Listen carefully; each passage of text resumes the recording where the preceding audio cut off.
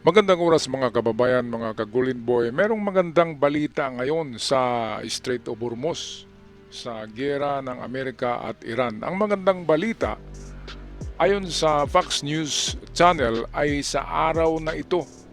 So ibig sabihin ngayong gabi kasi araw sa Amerika ngayon. Ngayong gabi ay lalagda na daw ang Iran ng kasunduan. So kung lalagda, ibig sabihin positive yan. Sila ay susurinder na. Yan ang ibig sabihin yan. Susurinder sila at pagbigyan ng mga hiling ni Trump na wag na silang mag-ambisyon ng nuclear program at buksan ang Strait of Hormuz para sa kapakanan ng lahat ng tao sa mundo. Okay, so ito na nga. Ang mga trolls ngayon ng Iran sa mga vlog nila ay giyera pa rin eh. Pero wala talagang nagsabi na ngayong gabi na pipirma ang Iran. Galing niya na balita sa isa sa pinaka-legit channel for news. Walang bias, Fox News Channel.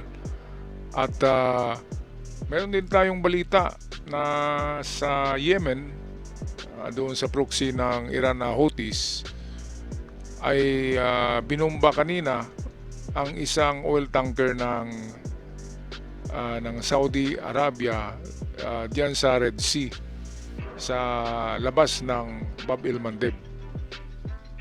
Kaya ito'y pampagulo na lamang to eh, pero ang Iran talaga ay siyempre hindi nila kaya si Trump eh, kaya bumigay na sila. Pero para sa kanila ay hindi yan pag-surrender, yan ay pagsang-ayon. Pareho lang yun. Sumurinder sila eh, kasi pumirma. Di ba, mga kababayan? Kaya sana ay totoo na ang pagpirma na ito ng Iran. Kasi sabi ni Trump dito sa balitang ito, na kapag hindi pipirma ang Iran, last chance na ito ay bubumbahin niya na ng mas malakas pa ng mga bomba since the World War II. Yung ginamit sa World War II ay mahina lang yun. Ang gagamitin ngayon ni Trump ay mas malakas pa para magtanda itong era na ito kapag hindi daw tutuloy sa pagpirma ngayong araw na ito. Araw ngayon sa US eh, gabi sa atin. Kaya ito ang ulat, courtesy sa atin ng Fox News Channel, atin panoorin. Now to the Middle East, where a deal to reopen the Strait of Hormuz is reportedly nearing the finish line with an announcement that could come as soon as today. Chief Foreign Correspondent Trey Yanks joins us live in Tel Aviv with the details. Trey. Yeah, hey guys, good morning. President Trump indicated that a deal with Iran could happen as early as today. Speaking with Fox News, the president said that talks took place all day on Tuesday and that things are looking very good. He told Trace Gallagher what will happen if the Iranians back out of this agreement. Other presidents or other countries should have been able to do this. And I did something that I had to do because if they had a nuclear weapon, this whole world would be a different place. If they back out again, are they done? Well, if they back out again, they're going to get hit really hard. You know, they know that. They understand that. I have no choice. They can't have a nuclear weapon. It's very simple. Ayan, so paulit-ulit yan. They can't have a nuclear weapon. Simple lang, sabi ni Trump.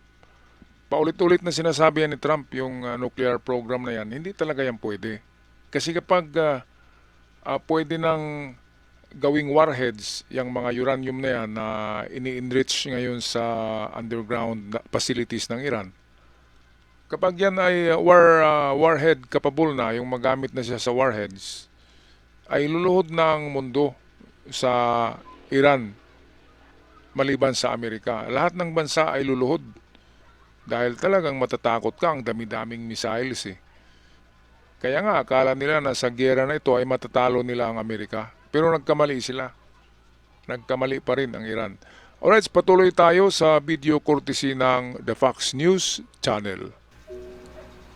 The focus remains on the Strait of Hormuz, a critical international waterway that handles roughly 20% of the world's oil and LNG trade. CENTCOM released a statement saying the southern route through the Strait of Hormuz remains free and open for all commercial vessels seeking to transit the international waterway. The statement goes on to say over the past 3 months, U.S. forces have assisted more than 1,000 vessels in successfully transiting the strait despite unwarranted Iranian aggression, and these transits continue today. Right now, talks are ongoing between Iran and Oman aimed at reaching an understanding on control of the strait. The issue remains a primary objective even for Iranian civilians speaking about the conflict. Okay, so dito naman sa issue ng Iran at Oman, kung saan gustong magipag-negotiate ng Iran sa Oman na sama-sama na silang mag-control sa Strait of Hormuz. Ginagamit lang ang Oman diyan kasi ang Oman ay ano yan, pro-America pa rin yan. Yan ay maka-ano pa rin yan, maka-Amerika. Katulad din yan ng Saudi, ng Gulf State. Kaya itong ginagawa ng Iran ay dinadamay niya lang, kinakaladkad niya ang Oman para magalit din si Trump sa Oman kapag papayag ang Oman sa ganyang style na magbigay daw sila ng lagyan nila ng ng parang toll gate, parang tollway. Lagyan nila ng toll. Ibig sabihin yan, sisingilin nila lahat ng barko, $1 million daw sa bawat barko na dumadaan. Grabe, $1 million ha, wala silang puhunan sa mga dumadaan lang. Ano sila, may-ari ng dagat? Sila yata yung Diyos Bakit magbabayad sila sa mga dumadaan sa dagat? Iyang dagat pagmamayari yan ng Diyos. Wala nang nagmamayari dyan. Yung mga sinasabi na yan ng Iran na kasama yan sa soberanya nila, ay nako, yan ay wala sa batas na internasyonal na pati dagat ay angkinin mo. Maangkin mo lang yung dagat kapag nasa di ba? Yung international law, 200 nautical miles galing sa baseland. Hindi lahat ng karagatan katulad ng ginawa ng China. Kaya itong Iran, hawaan to ng China sa pagiging sakim sa karagatan Kaya one day baka mag-tidal wave diyan sa Iran at sa China mag-tidal wave din at ihampas doon yung tidal wave sa kanilang mga syudad kasi mga sakim ng mga dagat. Kaya ito, mga kababayan, itong negosasyon ng Iran sa Oman na sila daw yung dalawa mag-control, ayaw ng Oman ng ganyan kasi alam ng Oman na mali ang ginagawa ng Iran, pero talagang kinakaladkad ng Iran ang Oman para dalawa na sila na titirahin ng Amerika. Pero hindi yan mangyari kasi ang Oman ay pro-American yan. Kaya sa Amerika pa rin yan papanig. Kung saan papanig ang Gulf State, ang Oman ay doon din yan. Sigurado ako diyan mga kababayan. Alright, anong masasabi niyo dito sa magandang balita na ngayong gabi na ito, araw sa Amerika, ay pipirma na ang Iran ng kasunduan. Ito na yung final negotiation kasi one last chance na ang ibibigay ni Trump. Kapag ayaw pa rin pipirma ang Iran, ay talagang maghalo na ang balat sa tinalupan.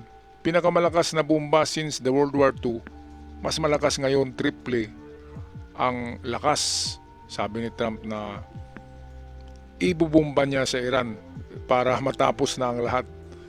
Alright, so ako'y magpaalam na maraming salamat hanggang sa muli sa aking event followers. Ako'y laging sumasaludo sa inyong lahat at sa aking mga bagong visitors na nag-subscribe, maraming salamat.